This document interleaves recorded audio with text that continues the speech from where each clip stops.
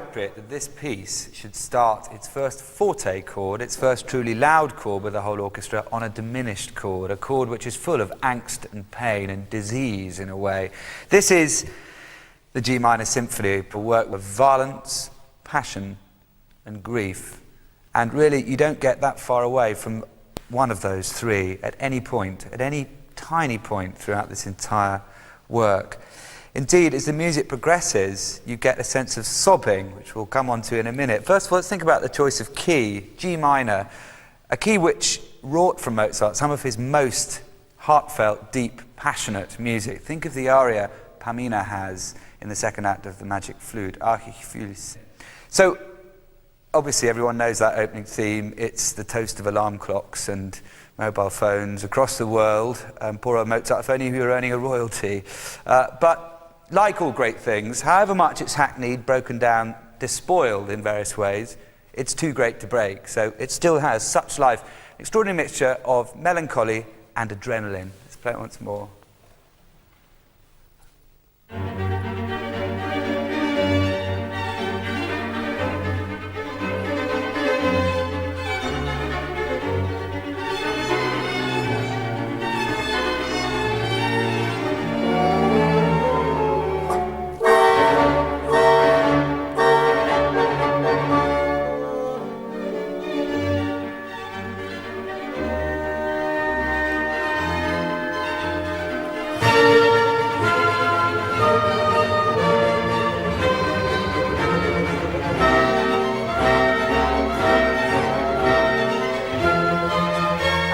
Little passage of 4 bars there that we just played is the first hint of a kind of a sobbing motif which constantly occurs through the use of sforzando, which means leaning in really quite aggressively to the beginning of a note. Let's just play from 34.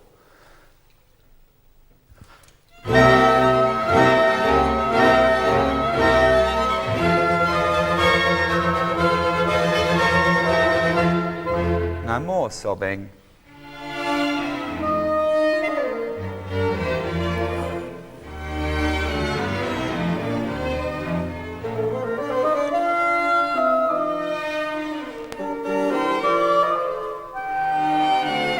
Version of sobbing.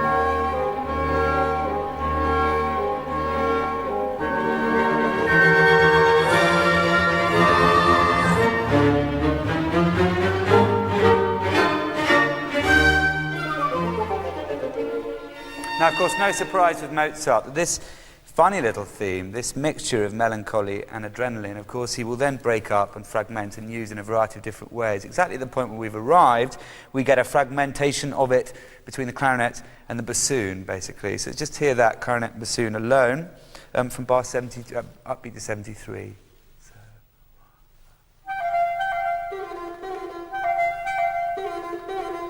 That little idea is something he's going to play with a lot. One little fertile fragment from the theme. Let's put the rest of the orchestra with that. Just playing from the beginning of bar 72.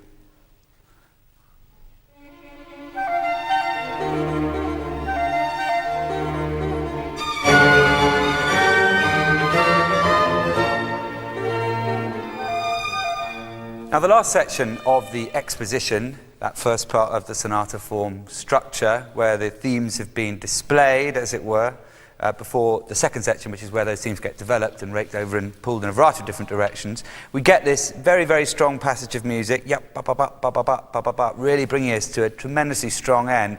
Then where we're going to go after that is what the question is. And there's this incredible bridge passage at the start of the development, which could really take us to any key on earth. It's like the music of a very angry young man. This is just before the end of the exposition, bar 95.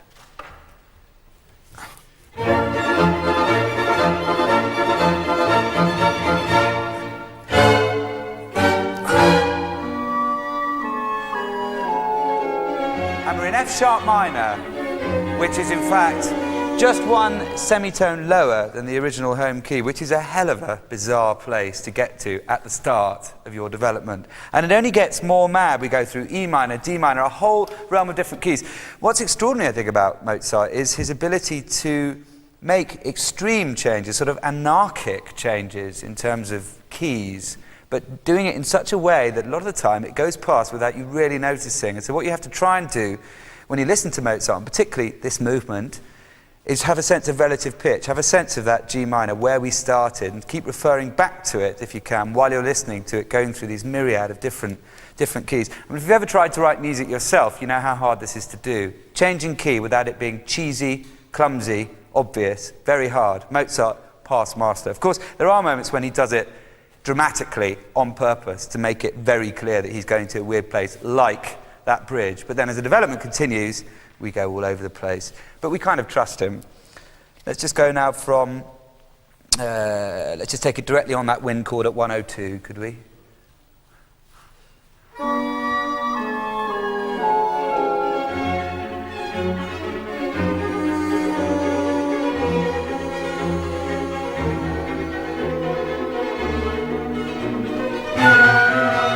minor, D minor, C major, B flat major,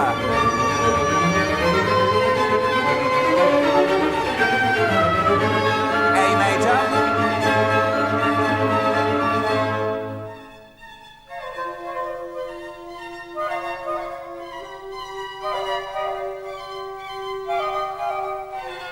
so having whirled us through that absolute sort of turbulent passage of different keys, he then fixes at a point there, A major, i.e. the dominant of D minor, which is good because that's the dominant key of G minor, which is where we started. Good, sense of being close to home. But then he's ratcheting it up, semitone by semitone by semitone, which is a surefire way of raising the blood pressure. Let's just play from the upbeat to the 139.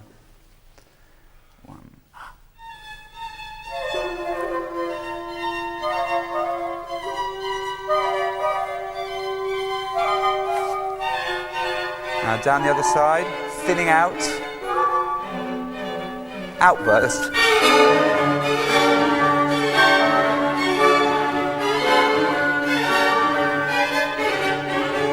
Now thinning down again.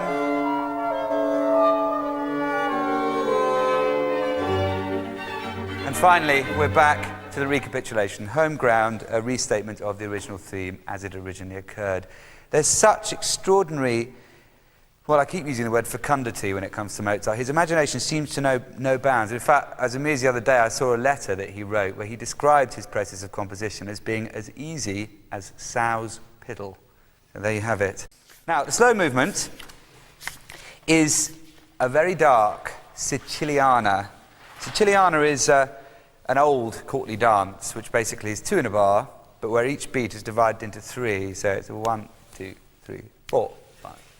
1. But traditional Siciliana is in 2-bar phrases.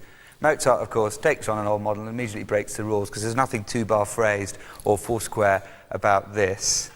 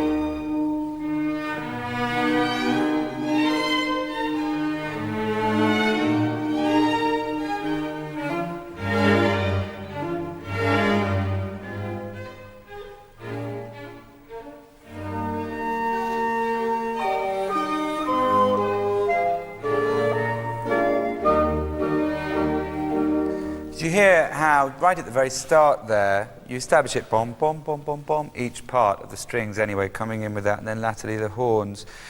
Di-ba-dum, bum, ba-dum. Exactly the same as Dies Bildnis, the Tamino aria in the Magic Flute. Bending of notes. What he's actually trying to do is dia-bom, but he goes dia-ba-dum, be-ba-dum. Perfect, blue notes. Let's just play, please, from bar 4.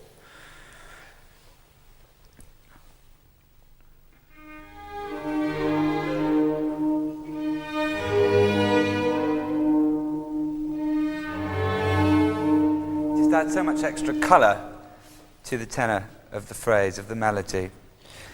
Now, the extraordinary nature of this very held pulse, this slow Siciliana pulse, is that it gives him enormous opportunity to create a sense of a line of attention through the application of other things over the top. And this is where, again, his brilliance as a dialoguist really comes into play. I'll show you what I mean. Bar 29.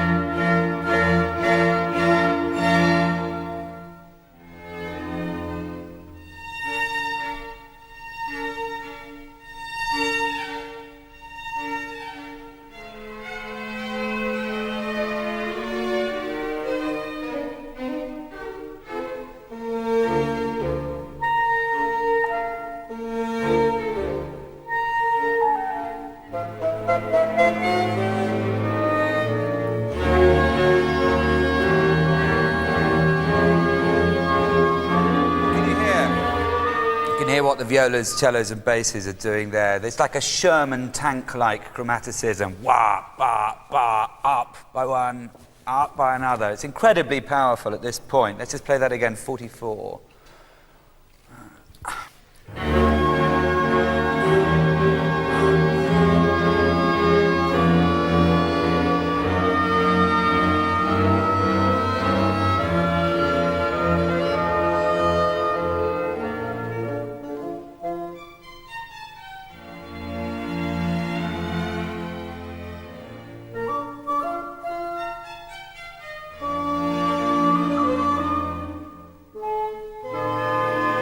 Now the development.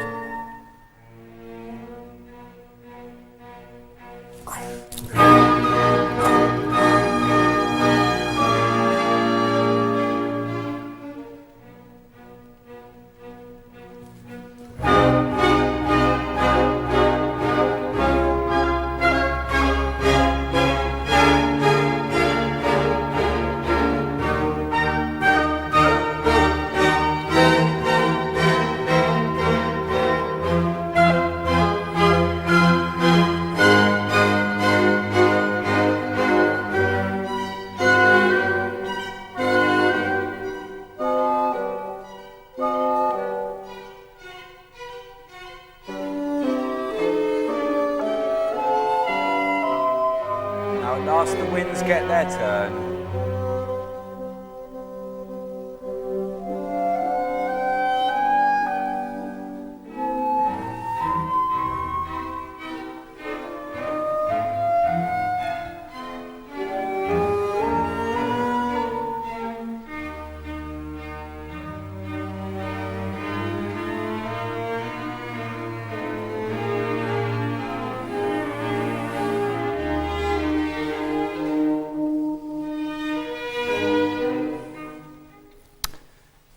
Difficult to find words really to describe just how transformative this movement is.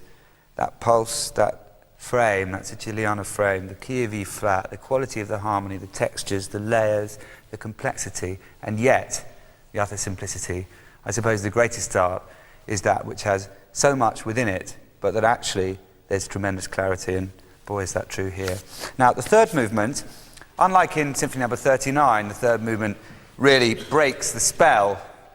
All he does here is add more. I mean, it's a chunky minuet, but there's no sense of light relief at all. There's a sort of increased traumatic energy about it.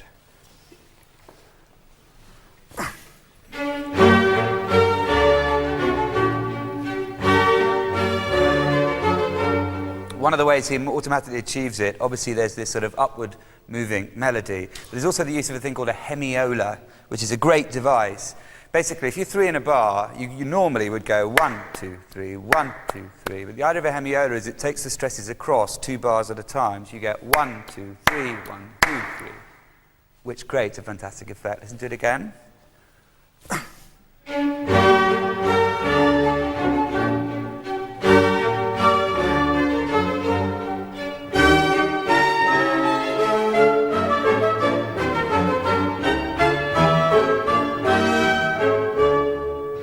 Then when we get into the trio, we suddenly go into G major, and I know, because Mozart didn't ever do anything by accident, that somehow he was intending to set your teeth on edge slightly. It just is the wrong quality to keep you feeling settled, as it were, after all this G minor that you've been drenched in. It's just very brittle and febrile. It should feel like a ray of sunshine in theory. A burst in the major key, we can all feel happier. But in fact, it has quite the reverse effect. We'll just play the end of the minuet and go into it. Upbeat to 37, please.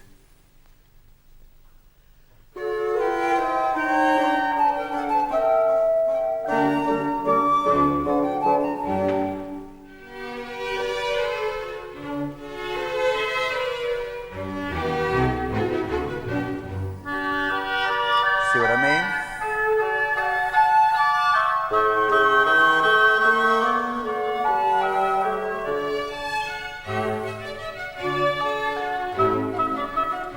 Somehow it just feels impoverished in comparison to the minuet.